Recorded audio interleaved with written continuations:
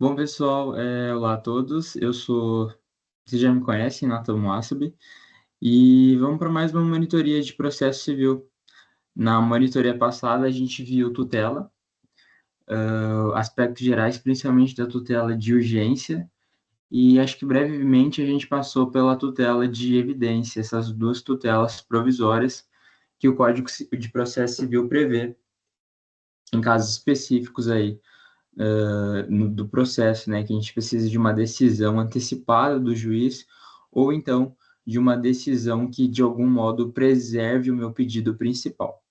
Então, vamos voltar aqui para a linha comum do processo cognitivo, e a gente parou na penúltima monitoria em resposta do réu. A gente viu as três possíveis respostas do réu, quais sejam contestação, reconvenção ou intervenção de terceiros, né? A gente esmiuçou a contestação e hoje eu vou dar continuidade tratando sobre a reconvenção. A reconvenção, seus efeitos e também a revelia, né? Que é um efeito aí da ausência de defesa do réu no processo. Então, eu já estou compartilhando a tela. Vou abrir aqui o material.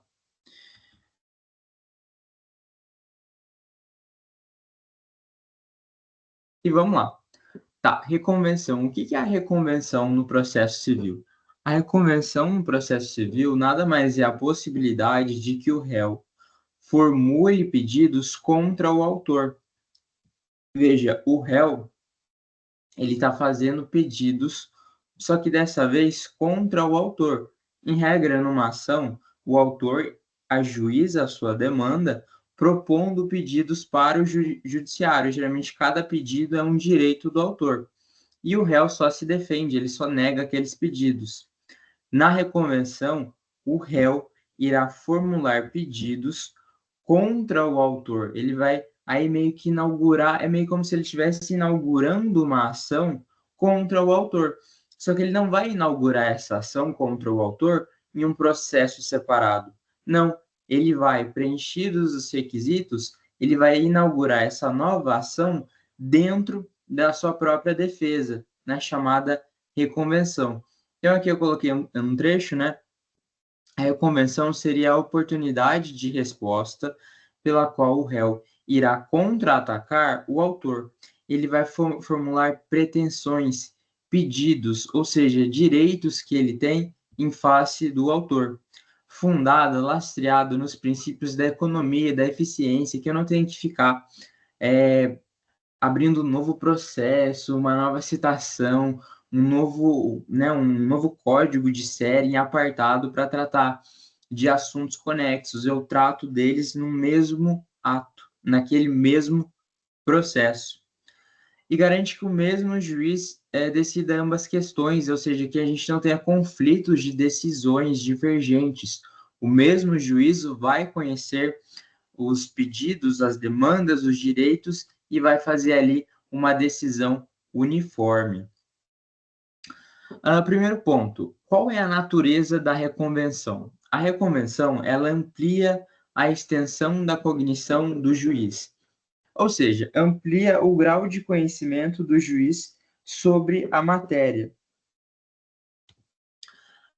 Se ela amplia o grau de conhecimento do juiz, ela não só amplia o grau de conhecimento do juiz sobre a matéria, mas ela amplia também os limites do assunto que eu quero tratar. Veja, a gente lembra do princípio da demanda que, ao ajuizar a ação, o autor estabelece os limites do assunto que vai ser tratado naquele processo. A reconvenção amplia esses limites e traz a oportunidade de se tratar de novos assuntos dentro daquele mesmo processo. Amplia-se, então, os limites objetivos da lide. Vamos lembrar que a lide tem dois limites. Ela tem os limites objetivos e os limites subjetivos. Os limites subjetivos são os sujeitos que participam daquela ação, autor e réu, na pessoa deles. Os limites objetivos são aqueles da matéria em que eu vou tratar naquele processo. Então, a reconvenção amplia os limites objetivos, ela amplia as matérias que eu vou poder tratar naquele mesmo processo. Perdão. E daí o Marcos Vinícius, ele explica que entendendo que a ação é o direito de formular pretensões, direitos perante o Estado juiz, e o processo, por outro lado, é o conjunto de atos que materializa o direito de ação, a reconvenção cria a ação em um mesmo processo. Então, eu vou ter duas ou mais ações em um mesmo processo. Então, leia-se, ação é o direito de eu fazer um pedido para o juiz. Como eu vou fazer um novo pedido, então eu vou ter duas ações dentro de um mesmo processo. Processo, meio pelo qual eu vindico o meu direito. Então, a reconvenção vai fazer, a natureza dela é de duas ações dentro de um único processo. Se o juiz indeferir, aqui é um aspecto processual. Se o juiz indeferir prima facie, ou seja, de imediato, a reconvenção, caberá a interposição de agravo de instrumento. Então, ele vai poder recorrer da decisão que indefere a reconvenção por agravo de instrumento. Só que vamos lembrar que aquele réu pode ajuizar aquela ação autônoma quando ele quiser. Então, ele vai escolher o que é melhor para ele. Apresentar um recurso no tribunal ou ele ajuizar uma nova ação em separado, porque a reconvenção vai tratar de matérias ali semelhantes, em que ele pode agir na defesa, mas se ele quiser, a qualquer momento, ele pode ajuizar uma nova ação em separado só para tratar da matéria que ele queria apresentar na reconvenção. Um ponto importante é a independência da reconvenção. A reconvenção não guarda dependência, prejudicialidade com a ação com a inicial do autor. Por exemplo, se eventualmente a inicial do autor não puder ser analisado o mérito, a reconvenção correrá normalmente. Ou até mesmo se o réu apresentou contestação e reconvenção e por algum momento a contestação não pode ser julgada, a reconvenção vai ser analisada normalmente, ela é independente das outras peças naquele processo. Terceiro ponto, cabimento. Então, quando eu vou poder ajuizar, eu vou poder apresentar em juízo a reconvenção. Em regra, eu vou falar dos requisitos. Tá. O cabimento, então, é falar em qual tipo de processo cabe a reconvenção. Então, em geral, a reconvenção é cabível em todo o processo de conhecimento, seja no procedimento comum. O procedimento comum, vamos lembrar, é aquele em que não há previsão de um procedimento especial. Então, toda vez que a lei prevê um procedimento especial, específico para determinado processo, a gente vai estar diante de um processo em procedimento especial. A ausência de um procedimento específico em lei, eu caio no procedimento comum do 319 e seguintes do CPC. Então, eu tenho que estar diante de um procedimento comum e o que eu estou falando aqui é no processo cognitivo, processo de conhecimento, em que o juiz vai conhecer daquela matéria. Não cabe reconvenção em jurisdição voluntária. Vamos lembrar, o que é jurisdição voluntária? Jurisdição voluntária é quando não há uma lide, não há um conflito naquela matéria. Por exemplo, a ação de inventário. Não há um conflito entre os herdeiros e o morto. No inventário, eu busco apenas a regulação perante o juízo, perante o Estado, de um direito, qual seja a divisão da herança. Então, não cabe reconvenção em processos em que não há um conflito, em que a parte somente quer a regulação, a regulamentação pelo judiciário sobre determinada matéria. Não cabe reconvenção no processo executivo. Em linhas gerais, processo executivo é aquele em que o direito do autor já está posto, já é certo. Geralmente está posto em um documento, que a gente chama de título executivo, e esse documento pode ser emanado pelo judicial, em que vai ser um título executivo judicial, ou em um documento extrajudicial que preenche alguns requisitos, que a gente vai chamar de título executivo extrajudicial. Então, o direito do autor já está posto, ele só vai querer o cumprimento, que se execute o direito. Nesse processo, no processo executivo, não cabe reconvenção. O STJ, na súmula 292, ele abre uma exceção. Ele fala assim: se um procedimento começa especial, mas depois ele se torna comum, é cabível reconvenção. Como assim? Por exemplo, as ações de família, elas têm só o comecinho especial, que é, por exemplo, a citação que não vai acompanhar a contrafé, que é a inicial do autor não acompanha na citação à vista pelo réu da inicial do autor. Mas depois o procedimento se torna comum, do 319. Então, nesses procedimentos, eu vou poder apresentar a reconvenção. Agora, se o procedimento for inteiramente especial, eu não posso apresentar reconvenção. Exemplo de um procedimento inteiramente especial, processo de ação de reintegração de posse. A lei prevê do começo ao fim um procedimento específico, que se difere do procedimento previsto no artigo 318 e seguintes do CPC. Nesses procedimentos especiais, eu não posso apresentar reconvenção. E, por fim, no juizado especial, não há reconvenção porque lá tem uma medida específica, que é o pedido contraposto. Então, lá não vai se chamar reconvenção, vai ser pedido contraposto, por isso que não é cabível reconvenção no juizado especial. Prazo e procedimento. Então, como que eu apresento a reconvenção? A reconvenção, ela deve ser apresentada junto com a defesa, ou seja, junto com a contestação. Então, ela é apresentada no mesmo prazo da contestação, nos 15 dias, e em peça única.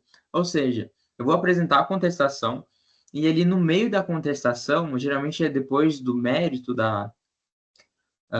do direito, né, da contestação, eu abro um tópico e falo da reconvenção. E acrescento, né, um pedido em que eu peço a procedência da reconvenção. Então, basicamente, o prazo da reconvenção é o mesmo da contestação, 15 dias, e eu apresento a reconvenção na mesma peça da contestação, num documento único.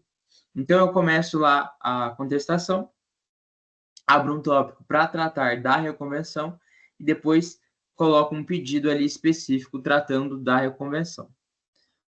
Então, vamos para os requisitos. Quais são os requisitos? O que eu devo preencher? O que eu devo cumprir de acordo com o CPC para que eu possa apresentar uma reconvenção? O primeiro deles, que a gente já viu aqui, é ser cabível no procedimento comum, em regra, no processo de conhecimento, em que tenha procedimento comum.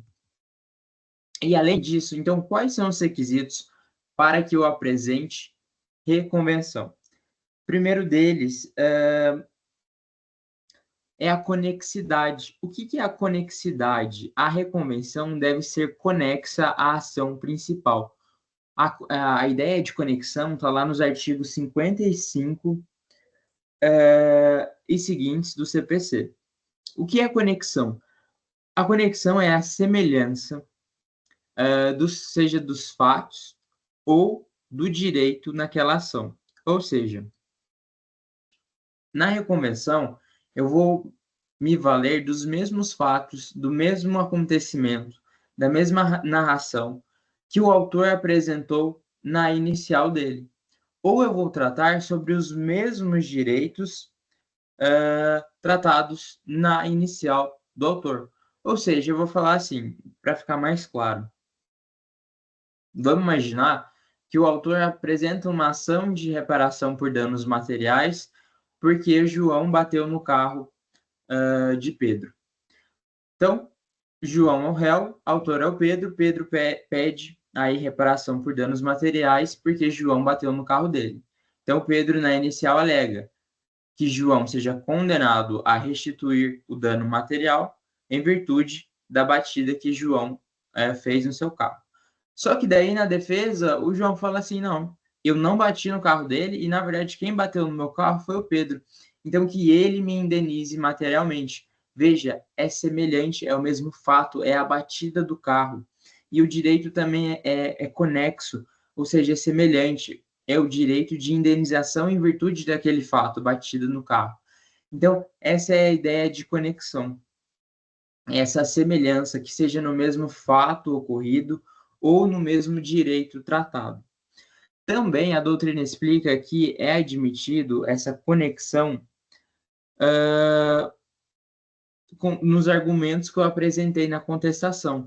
Então, nos argumentos que eu trago na contestação, eu posso trazer uma consequência para eles. A consequência dos argumentos que eu trouxe na contestação, eu posso explicitar ela na reconvenção. Então, eu posso falar assim: olha, juiz, eu não bati no carro do Pedro, e, em virtude dessa alegação, eu posso pedir na reconvenção, sei lá, dando moral, porque ele me constrangeu. Veja que não tem a relação, a conexão da reconvenção minha está na contestação. Então, também é admitido que a conexão se dê nos argumentos trazidos na contestação do réu. Segundo requisito, competência do juízo. O juiz tem que ter a mesma competência para conhecer dos pedidos da reconvenção. Ou seja, é só a gente fazer o seguinte exercício. A reconvenção, eu posso apresentar ela no mesmo processo, na defesa, mas eu também posso apresentar ela em peça separada, não posso em uma ação autônoma. Então, eu pensar, se eu fosse ajuizar aquela ação autônoma, seria competente, eu ajuizaria essa ação nesse mesmo juiz? Esse juiz teria a competência prevista em lei para analisar a minha demanda? Se sim, esse juiz é competente. Se não, esse juiz é incompetente e eu não posso ajuizar, eu não posso apresentar reconvenção nos autos daquele processo. 3. Compatibilidade do procedimento. A compatibilidade do procedimento volta lá no cabimento, qual seja, tem que ser no procedimento comum ou que se esse procedimento comece no inicial e depois se desdobre no procedimento comum. Beleza? Esses são os 3 requisitos da reconvenção. Conexidade, conexão com os fatos trazidos pelo autor na inicial ou conexão com os fatos trazidos pelo próprio réu na contestação, que a competência do juízo, que o juízo seja competente para conhecer daquele pedido trazido na reconvenção, assim como ele seria competente em eventual ação autônoma, e que haja compatibilidade do procedimento, ou seja, que siga o procedimento comum do processo cognitivo. Beleza? Próximo tópico é a possibilidade de ampliação dos limites subjetivos da demanda. Lembra que eu falei que um processo tem 2 limites, os limites objetivos e os limites subjetivos. Os limites objetivos se referem à matéria em que eu estou tratando, e os limites subjetivos às partes que participam daquele processo. O artigo 343, no parágrafo 3º e 4º do CPC, permite a ampliação dos limites subjetivos, ou seja, permite que o réu, em reconvenção, chame para o processo, além do autor, terceiro que não faz parte para fazer aí um litisconsórcio. Ou seja, o réu apresenta a reconvenção e faz um pedido contra o autor daquela ação, e além daquele autor, ele acrescenta terceiro de fora para fazer um litisconsórcio com o autor, e esse pedido também é contra essa pessoa. Então, vamos imaginar no exemplo que eu falei, do João, que alega que o Pedro bateu no carro dele. Então, em sede de defesa, o Pedro apresenta a reconvenção e na reconvenção ele fala, olha, juiz, quem tem que me indenizar é o João e a Maria que nem faz parte desse processo, ele traz ela em litisconsórcio com o João, porque ele fala, Maria e João bateram no meu carro, então eles têm o dever de me indenizar. Veja, eu trago terceiro estranho àquele processo, a Maria, e integro ela em litisconsórcio com o autor. Por isso, a ampliação dos limites subjetivos. Agora, eu não tenho mais só no polo ativo, que é o autor, eu não tenho só mais uma pessoa, eu tenho duas em litisconsórcio, certo? Procedimento, lembra, é uma ação, então ela tem que cumprir os requisitos do 319 do CPC, sempre correrá pelo procedimento comum, de novo, enfatizando isso, e o autor, ele vai ser citado, porque ele vai ser constituído em uma nova ação, ele vai ter conhecimento de que corre uma nova ação contra ele. A doutrina explica que há a possibilidade de reconvenções sucessivas. Então, veja, o réu apresenta uma reconvenção contra o autor e o autor em defesa apresenta uma nova reconvenção contra o réu. Segundo a doutrina, isso é sim permitido. E, por fim, as ações de natureza dúplice. Tem ações no processo civil que a sua própria natureza, ou seja, a própria lei, prevê a possibilidade de fazer pedidos em sede de contestação. Então, eu não preciso me utilizar da reconvenção, eu só vou fazer um pedido em sede de contestação. É o caso do pedido contraposto nos juizados especiais. Nos juizados especiais, eu não vou fazer uma reconvenção, eu só vou fazer um pedido contraposto. Lá no campo dos pedidos, eu peço ali alguma pretensão contra o autor daquela demanda. Eu não tenho que abrir um tópico para tratar especificadamente da reconvenção, porque lá nem tem reconvenção. A natureza daquela ação já é dúplice, ela já admite a apresentação de defesa cumulada eventualmente com um pedido contra o autor. Isso é ação de natureza dúplice. Bom, então era isso para a reconvenção. Esses são os principais tópicos para a gente ter em mente. Agora a gente vai para a revelia, que é o último tópico, o último assunto da seara e nas defesas em que o réu pode apresentar. Só para ficar claro, a gente está na fase postulatória do procedimento, do processo de conhecimento, e a gente está tratando da resposta do réu. E agora a gente vai para os efeitos da ausência de resposta do réu. Quais sejam a revelia. Então, o que é a revelia? No processo civil, o réu tem um ônus, ele tem um encargo legal de se defender. Se o réu não se defender, ele vai ter uma sanção legal, uma espécie de punição que a lei impõe a ele por não ter se defendido. Veja, o réu não tem o dever de se defender, ele tem um encargo, ele tem a obrigação de se defender. Se ele não se defender, a lei vai tratar de conferir a ele consequências sobre a sua omissão. Encargo não traz a ideia de obrigação. O réu não tem a obrigação processual de se defender. Ele tem um encargo, sob pena de que, se ele não cumprir esse encargo, ele terá que suportar as consequências que o CPC traz. Então, veja,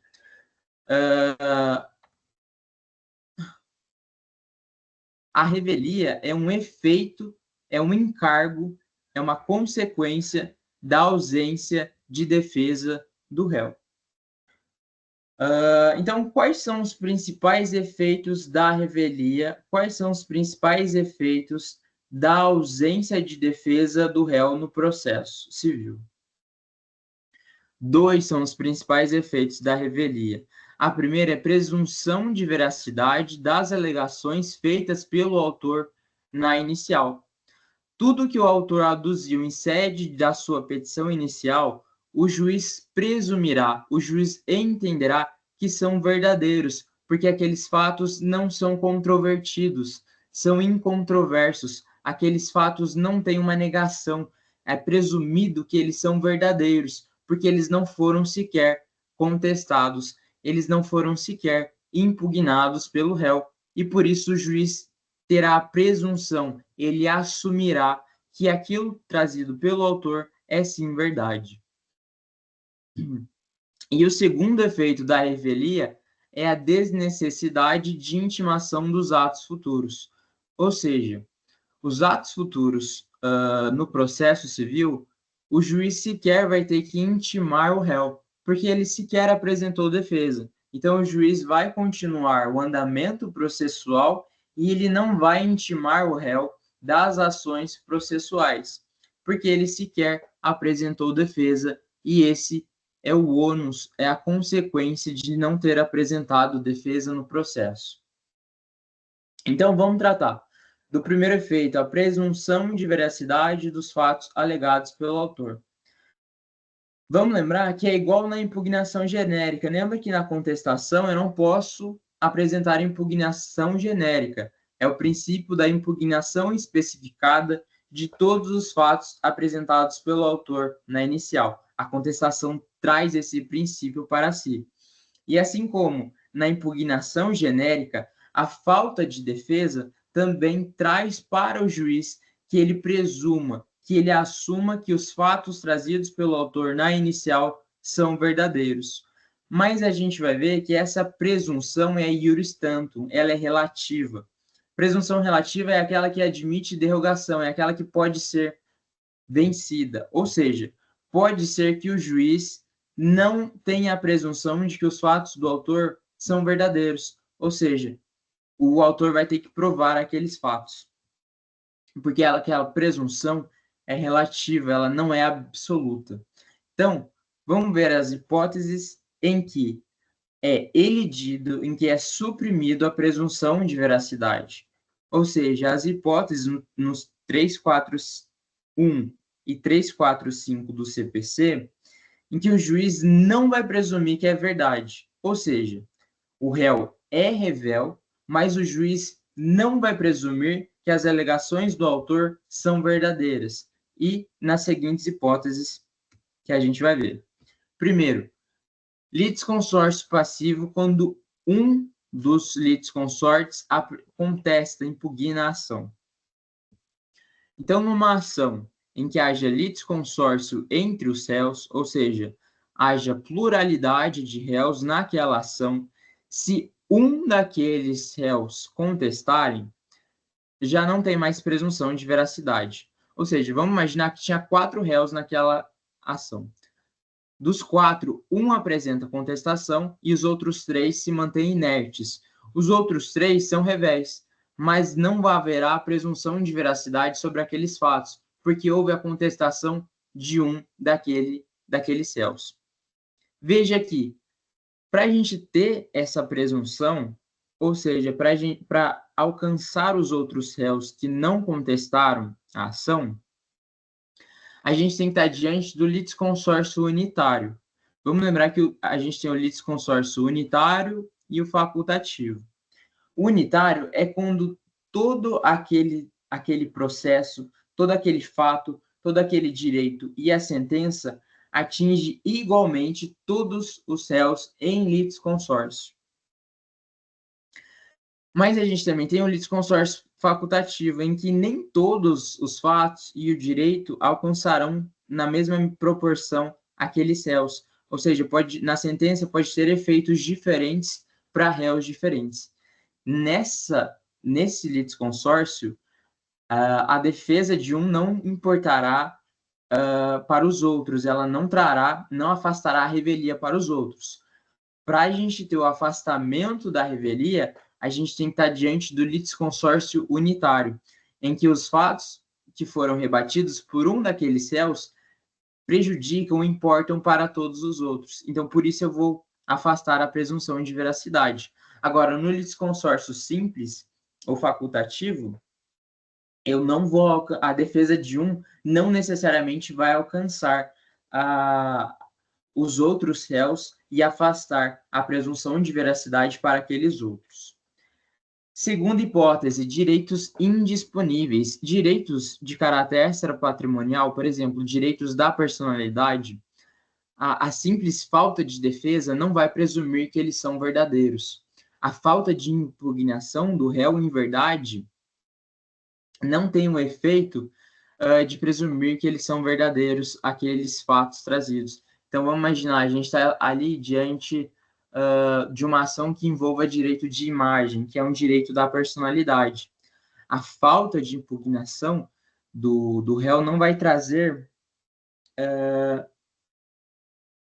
não vai trazer para o processo aquela presunção de veracidade daqueles fatos, porque é um direito indisponível. O autor ainda vai ter o ônus de prová-lo no decorrer daquele processo. Terceira hipótese, quando se for naquele processo se tratar de documento comprobatório indispensável. Em alguns casos, a própria lei trata de dizer que determinados direitos só se constituem mediante um documento formal previsto em lei. Por exemplo, a propriedade, só existe o direito à propriedade mediante título registrado no cartório. Eu só sou proprietário de um imóvel se eu tiver o título daquele imóvel registrado num cartório. É um documento comprobatório indispensável. Eu só comprovo a minha propriedade mediante a apresentação desse título. Se eu não apresentar esse título naquele processo judicial, a ausência de defesa do réu não vai presumir que eu sou proprietário. Por quê? Porque o título registrado em cartório é documento indispensável. Então, a ausência de defesa não vai suprir, não vai trazer essa presunção para o processo. Quarta hipótese, o fato é inverossímil ou ele foi apresentado em contradição pelo autor. Fato inverossímil é aquele que não aparenta a verdade. O próprio juiz desconfia daqueles fatos trazidos pelo autor. Ele fala, olha, isso não tem semelhança, não tem aparência de verdade. Parece muita mentira que o autor está falando. De modo simples, é meio que o juiz entender que o autor está trazendo fatos não verídicos, mentiras para o processo. Ou então as provas que o próprio autor traz no processo, elas são contraditórias. Então, mesmo diante da ausência de defesa do réu, o juiz não vai presumir verdade. Por quê? Porque o fato é inverossímil ou as provas que o próprio autor trouxe no processo, elas se contradizem. E junta também na quinta hipótese, os fatos no conjunto da defesa, a gente tem fatos que se contradizem. Essa é uma hipótese específica prevista no 341, inciso 3. Lembra que a gente tem que impugnar, a gente tem que rebater especificadamente cada fato trazido pelo autor na inicial? Esse inciso fala que se o réu apresentar a defesa, mas se a defesa não, embora a defesa que o réu apresentou não impugne especificadamente cada fato do autor, o conjunto da defesa